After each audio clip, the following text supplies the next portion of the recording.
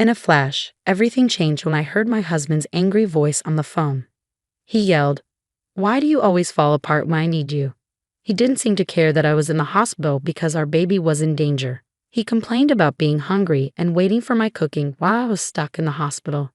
He said he'd had enough and was going out to eat with his parents, leaving me to figure out how to get home on my own. His anger made me feel even worse, especially because I was scared for our unborn baby and worried that I couldn't protect them.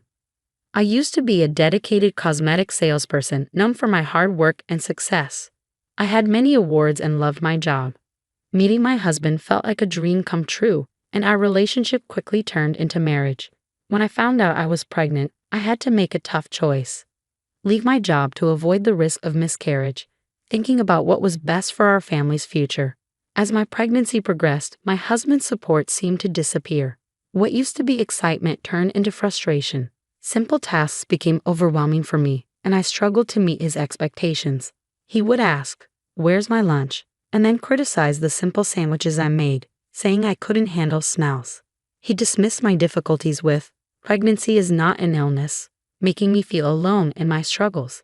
This was so different from the man I had fallen in love with. He stopped coming to doctor's visits and showed less concern for the household chores that were becoming too much for me. Our home, once filled with love and respect, felt like a constant battle as I tried to protect both myself and our baby. I hoped that we'd eventually find our way back to understanding each other. Maybe he's just tired and stressed from mentoring a new person at work.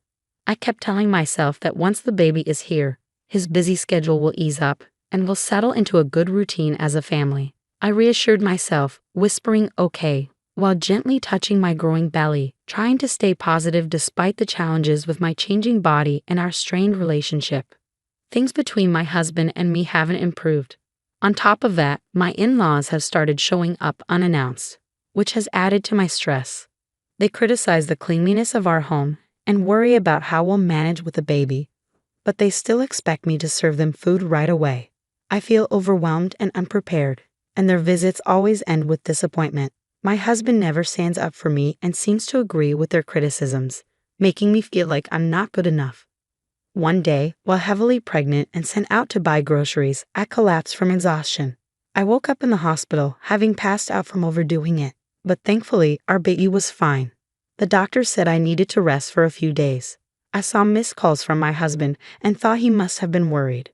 But when I called him back, instead of relief or concern, he greeted me with anger.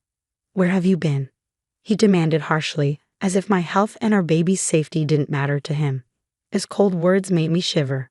I tried to explain, "I'm sorry I collapsed at the store and had to come to the hospital. They have me on IV fluids and want me to stay here for a few days." But his response was unfeeling and impatient. "You collapse and I'm supposed to care. Why don't you answer when I call?" "You're so slow," he said, making me feel even worse. I couldn't stand the thought of our baby being exposed to this negativity. I pleaded, "Please stop yelling. It's not good for the baby," but he ignored me. He continued, "We're starving here waiting for your awful cooking, and you're just relaxing in the hospital."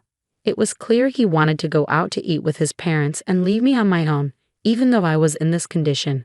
His anger and lack of concern were overwhelming. I ended the call feeling completely alone and heartbroken. As I returned to my hospital room, tears streamed down my face uncontrollably. In that vulnerable moment, a familiar and comforting voice reached out to me. "Are you okay?" I looked up to see Helen, a customer I had grown close to from my days as a cosmetic salesperson, offering me a towel. Seeing her brought me immense relief and warmth. "Helen, it's really you. I'm so glad you remember me." Our unexpected reunion felt like a beacon of kindness and human connection during my darkest hour. Helen was more than just a customer to me. After a tough divorce, she had lost her confidence and stopped wearing makeup altogether. I remember approaching her at the cosmetics counter and offering to help her try some makeup. The change in her wasn't just physical. It was a boost to her self-esteem and a step toward emotional healing. Over time, Helen became a friend, not just a client. But then, 5 years before I left my job, Helen stopped coming in, and I often wondered what had happened to her. Now, here she was, providing support when I needed it the most. "I had been hoping to reconnect with you, Helen," I said. "I was surprised to find out you had left your old job when I went looking for you." "I'm sorry for just showing up out of the blue," she replied. "I had been working abroad. I run a business overseas, and it's been very busy. I hadn't had a chance to enjoy summer or good food in ages. So once things settled down, I decided to come back. And believe it or not, right after, I tried to find you," Helen said with a laugh that made the situation a little lighter. "I ended up here with appendicitis. It's just in the early stages, so medication should handle it. If this had happened while I was still abroad, the treatment cost would have been sky high, so in a way, I'm glad it happened here." Her optimism and warm smile were contagious, and this surprise reunion cheered me up. We happily reminisced about old times. As our conversation went on, Helen, with her kind smile, gently asked, "You don't have to share if you're not comfortable, but I noticed you seemed upset earlier. What's going on?" Feeling I could trust Helen, not just as a former customer but as a real friend, I opened up about my troubles with my husband and in-laws. "I'm really worried about bringing my baby into this environment. I'm afraid they'll be treated the same way I am. And without my job, the thought of living independently, especially with a child, feels overwhelming." To my surprise, Helen made a truly generous offer. "I actually have an apartment you could use. I manage a few properties as part of a project I started with land I inherited. It's a cozy 2-bedroom with a separate bathroom, soundproof walls, and it's in a safe neighborhood close to supermarkets and a police station. You wouldn't need to pay a deposit right now, and you can start paying rent whenever you're ready. It's a really good deal. What do you think?" Helen's excitement and sincerity were so genuine that I couldn't help but laugh in disbelief. "Are you sure you can offer it at such great terms?" I asked, overwhelmed by her kindness. "Absolutely," Helen said. "I trust you'll take good care of the place, and I think it's important to support each other in tough times. You're more than welcome to stay there," she assured me with a warm smile. Helen's unexpected kindness felt like a ray of hope. It wasn't just an offer of a place to stay, but a chance for a fresh start. Her generous gesture was something I couldn't refuse, so with heartfelt gratitude, I accepted.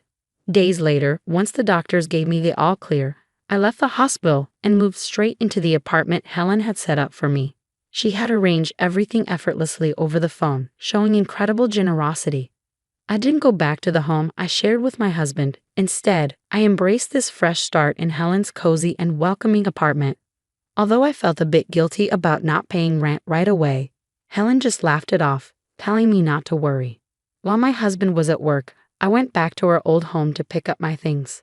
It felt strange and empty, much like how I felt inside. Helen's support went beyond just offering the apartment.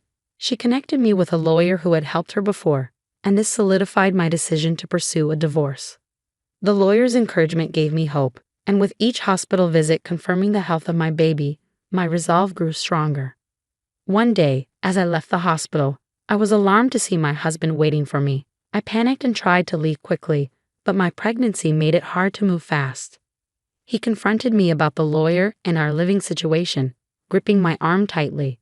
I stood my ground, insisting that any discussions about the divorce, compensation, or child support should be handled through the lawyer. I refused to return home with him. As he tried to force me to go back, a young woman stepped in to help. Rebecca, as she introduced herself, immediately stood in front of me, showing clear protection. Her familiar interaction with my husband George revealed the underlying tension. Rebecca firmly told George he couldn't take me against my will, and even threatened to call the police. Her determination and the mention of the police were enough to shift the situation, giving me a glimmer of hope and the strength to assert myself.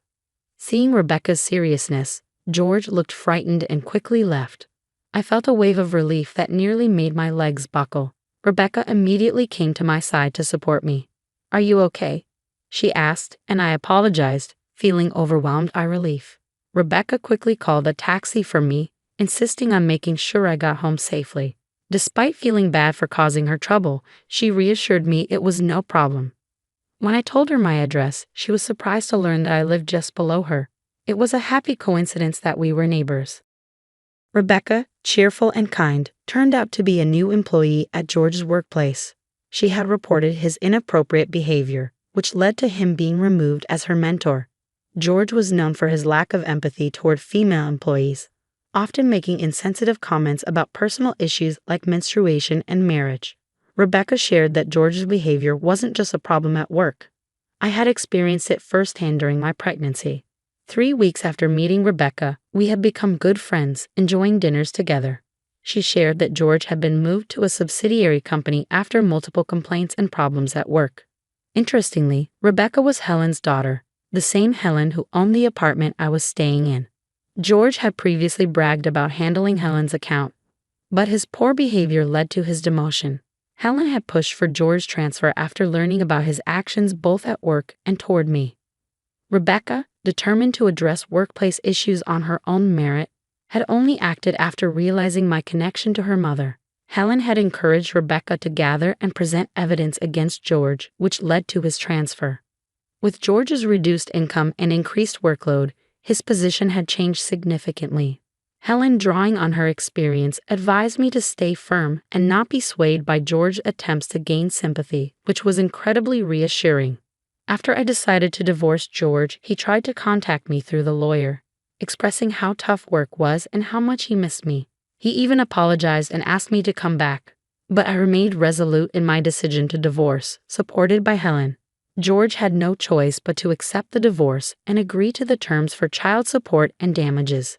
As time went on, I faced a new challenge with my in-laws, especially my father-in-law, who was overly excited about the baby being a boy.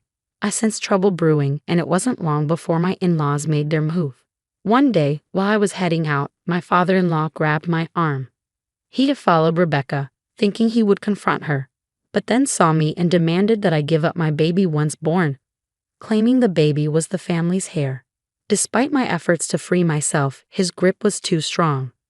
Just then, Rebecca's firm voice demanded he let me go. In a swift motion, she used a judo technique to throw him. Rebecca, a top-ranked judoka with national titles, had mastered judo to protect herself and her mother during difficult times. She confronted my father-in-law, criticizing him for ignoring George's actions and trying to interfere in my life. She defended my right to start over and made it clear that their meddling was unacceptable. The sound of approaching sirens revealed that Rebecca had called for help before coming to my rescue. My mother-in-law, who had been waiting in a nearby car, watched quietly as the police arrived and took both her and my father-in-law away. My father-in-law was arrested, and after some reflection, my mother-in-law decided to divorce him and start a new life in the countryside.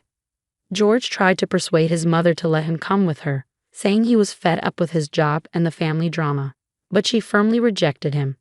Through the lawyer, my mother-in-law sent her apologies and left some money as a gesture of goodwill. Helen explained that it's common for people to feel lost after leaving a marriage and that the money was likely her way of apologizing and supporting my son's future. I was surprised by her support, given her past behavior, but grateful for her attempt to make amends. After finalizing the divorce, I gave birth to a healthy baby boy. My mother-in-law chose to live in the countryside, preferring solitude over staying with George. When my father-in-law was released from custody, he found that the house had been demolished by my mother-in-law before she left. He ended up moving in with George, which only led to more problems and eventually caused George to resign from his job due to a damaged reputation. Despite the upheaval, child support payments continued to come in reliably, likely managed by Helen and the lawyer. Rebecca was recognized at work for her efforts and became a project leader, earning admiration from her colleagues. Helen's projects, including women-only properties and housing for foreigners, were thriving. As for me, once my son was old enough, I planned to return to work. Helen had offered me a position at a new high-end cosmetics store she was opening. She continued to support me and showed affection for my son, as if he were her own grandchild. Rebecca also made time to visit us. Both of them reminded me of the strength and kindness that had carried me through the toughest times. I was determined to be as strong and protective of my son as these incredible women had been for me.